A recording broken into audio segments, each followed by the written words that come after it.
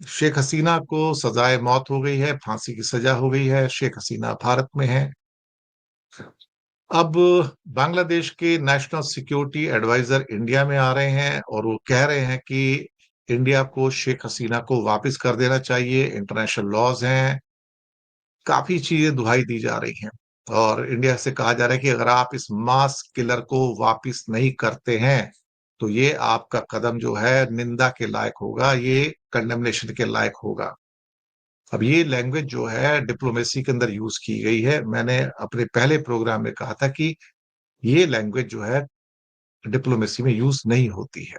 जब आप official letters लिखते हैं किसी को तो आप दूसरे कंट्री को कंडेम नहीं करते, आप उससे डिसएग्री हो सकते हो, आप उससे असहमति व्यक्त कर सकते हो, लेकिन आप उसको कंडेम नहीं कर सकते हो। तो डिप्लोमेटिक लैंग्वेज बड़ी सटल लैंग्वेज होती है, उसके अंदर गाली गलौज नहीं होता है। तो ये हमारा कोई टेलीविजन का गोदी मीडिया नहीं, वहां बैठ के गाली गलौज होती रहे और सब कुछ होता रहे। डिप्लोमेटिक लैंग्वेज सटल लैंग्वेज होती है, उसमें सटल लैंग्वेज के अंदर बातें की जाती हैं। वहां पर ब्लंट वो अनपार्लियामेंट्री लैंग्वेज की बातें नहीं की जाती हैं। आप हो सकता है हमसे डिसएग्री करोगे, तो उसके ऊपर आप अपना प्रोटेस्ट जाहिर कर सकते हो, आप लेकिन कंडेम नहीं कर सकते, आप उसको कंडेमनेशन नहीं होता डिप्लोमेटिक लैंग्वेज के अंदर।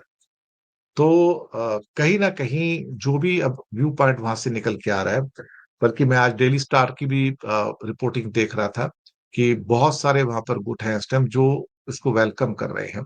आवामी लीग के सपोर्टर्स प्रोटेस्ट कर रहे हैं, कई जगह आगजनी भी हुई है जो हमारे पास आया है। 15,000 सिक्योरिटी फोर्सेस को सिर्फ ढाका के अंदर तैनात किया गया कि किसी भी किस्म की वायलेंस अगर होती है तो उसको रोक दिया जाए। इसके साला मिस्टर कमाल थे जो पहले उनके साथ होम मिनिस्टर थे, उनको भी मौत की सजा मिली है। मौत की सजा शेख हसीना को दो मामलों में मिली है, जी हाँ, दो केसेस के अंदर मिली है। और कुछ अन्य केसेस के अंदर उनको लाइफ इम्प्रिजनमेंट मिला है टिल शी डाइज और till she has the natural death. अब पॉलिटिकल सिचुएशन जो है वो खास तौर से बांग्लादेश की इस टाइम बहुत वॉलेटाइल है, बहुत ज्यादा। वहां पे कई गुट हैं, जमाते इस्लामी का गुट है, यूनुस का गुट है, अवामी लीग का गुट है, नागरिक पार्टी का गुट है, और सबसे बड़ा जो बीएनपी है, बांग्लादेश नेशनलिस्ट पार्टी, जो खालिदा जिया की, उसका गुट है।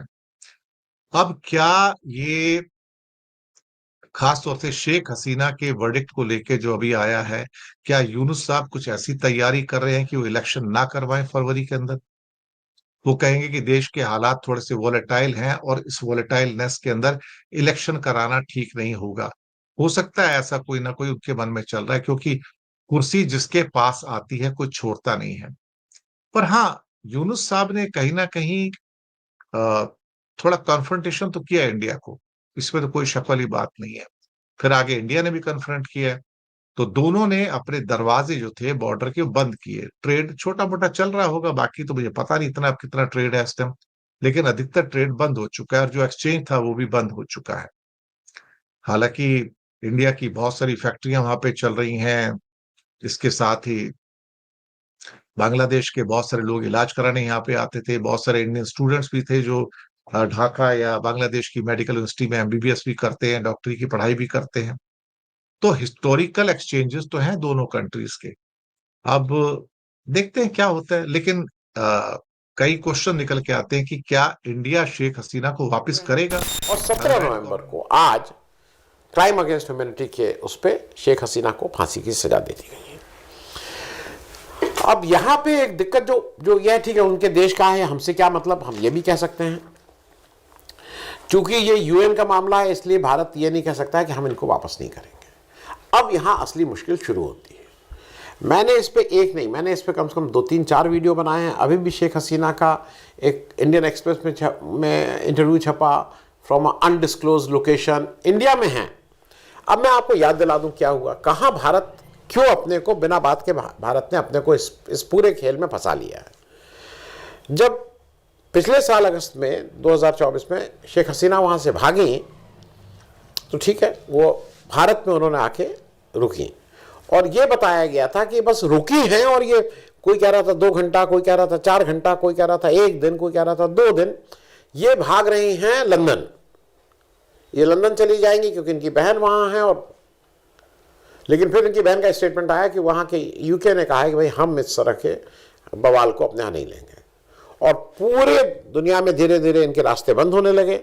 लोगों ने कहा कि हम इनका, भाई ये एक अपने देश में इन्होंने अगर इस तरह का काम किया है, ऑपोजिशन को एक किनारे कर दिया है, ऑपोजिशन का मतलब नहीं, इलेक्शन कमीशन पे कंट्रोल, पूरी तरह से इलेक्शन रिग्ड, ये सब अगर आपने काम किया तो हम नहीं करेंगे। Know people started refusing. और फिर भारत ने आज की तारीख में ये स्टेटस क्लियर नहीं किया क्या है, लेकिन रहती भारत में पिछले 1 साल से ज्यादा समय से, मतलब अगस्त 2024 से अभी तक भारत में रह रही हैं। भारत ने अपना स्टैंड कहीं क्लियर नहीं किया। उसके बहुत से कारण थे। उस समय एक कारण ये भी था कि इनके ऊपर, ये तो क्राइम अगेंस्ट ह्यूमन, इसमें ह्यूमैनिटी में इनको दिया है, इनके ऊपर बहुत से घूसखोरी, देश में मतलब इस सब के भ्रष्टाचार के आरोप भी हैं।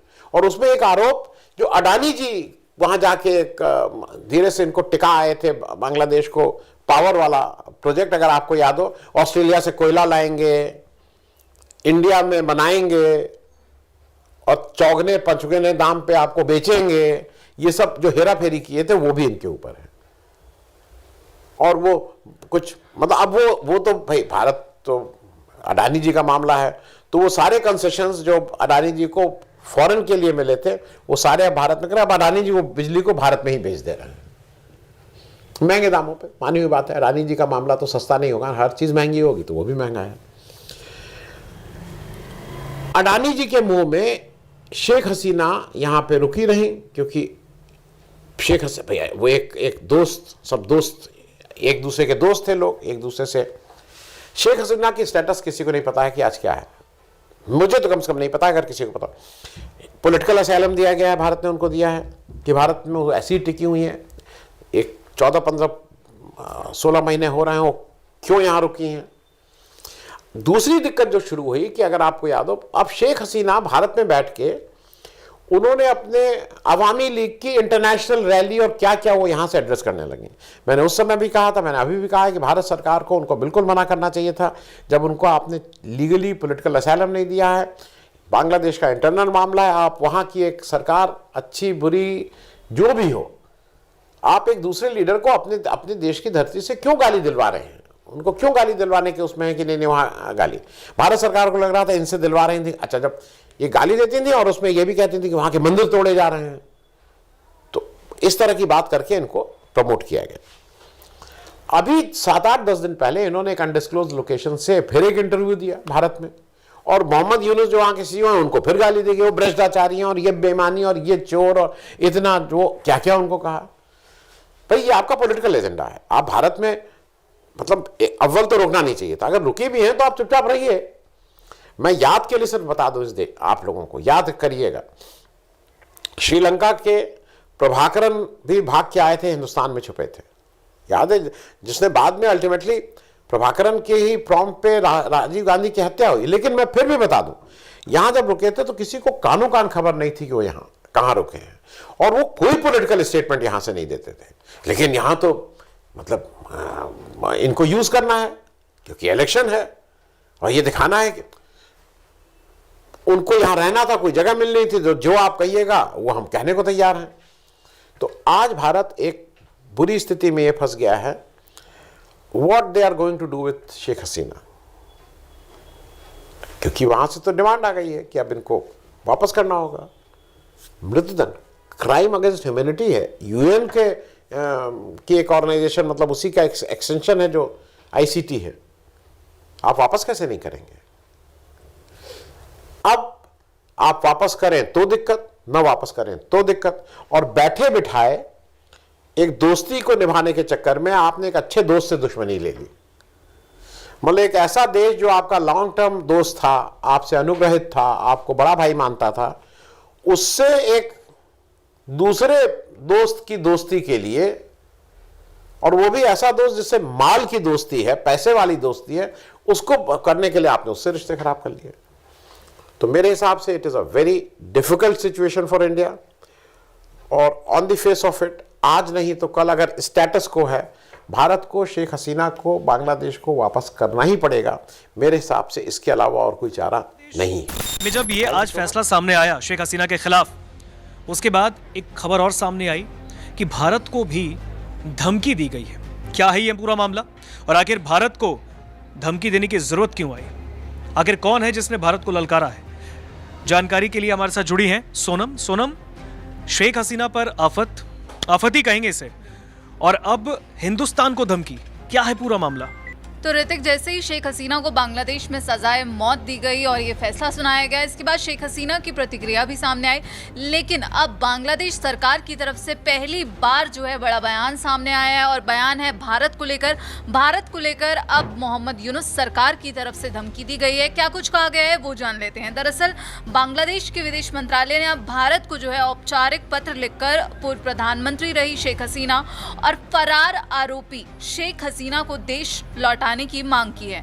मंत्रालय की तरफ से पत्र में यह कहा गया है कि जो दो देशों के बीच मौजूद प्रत्यर्पण समझौता है उसका हवाला देते हुए ये कहा है कि भारत पर हसीना को वापस भेजने की अनिवार्य जिम्मेदारी बनती है। ये पत्र ऋतिक बता दें उस फैसले के बाद भेजा गया है जिससे जो है आईसीटी यानी अंतर्राष्ट्रीय अपराध ट्रिब्यूनल ने बांग्लादेश में शेख हसीना को अब यहाँ पर उन पर बड़ा फैसला सुनाते हुए उन्हें सजाए मौत दी है। और इस पत्र में कहा गया है कि जिन व्यक्तियों को मानवता के खिलाफ अपराधों में दोषी पाया गया है उन्हें अगर कोई अन्य देश शरण देता है तो अमित्रतापूर्ण कदम माना जाएगा।